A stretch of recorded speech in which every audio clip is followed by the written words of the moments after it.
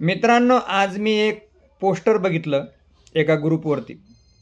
संतश्रेष्ठ भगवान बाबाचा तो फोटो होता, तो फोटो फाडण्यात आला.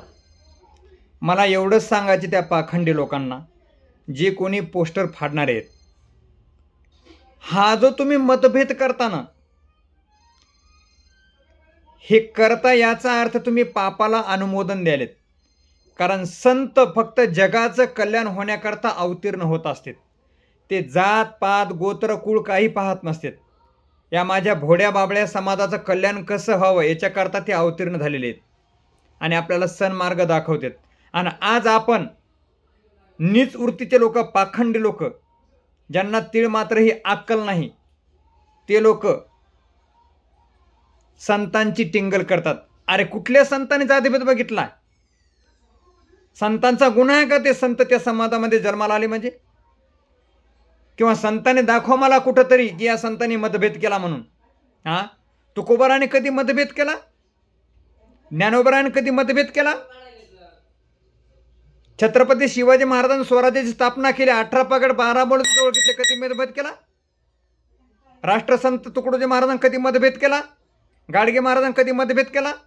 नामदेवरांनी कधी मतभेद केला? एकनाथ महाराजांनी कधी मतभेद केला? अरे सुधरा जरा.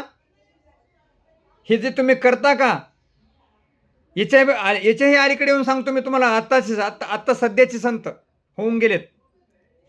मारोतराव महाराज यांनी कधी मतभेद केला? दस्तापूरकर, मोतीराम महाराज यांनी कधी मतभेद केला? मग तुमचा काय अधिकार आहे मतभेद करण्याचा? अरे जाती फक्त दोनच आहेत, नर आणि नारी. पण हे जे करता का तुम्ही, पापाला अनुमोदन द्यालेत. संत सांगतेत, ऐका कलीचे महिमान, असत्याशी रिजले जन, पापा देते अनुमोदन करीती हेळण संतांची. संतांची टिंगल टवाळी हेळणं शिव्या देणं हे तुम्ही पापाला अनुमोदन द्यालेत.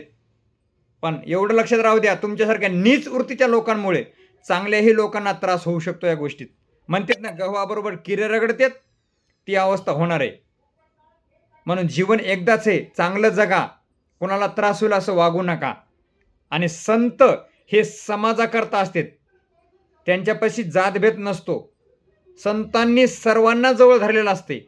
यारे यारे लहान थोर, याती म्हणती नारी नर, हे प्रमाण डोक्यात राहू द्या आणि जीवन जगा. एवढंच सांगून या ठिकाणी थांबतो मी. रामकृष्ण हरी.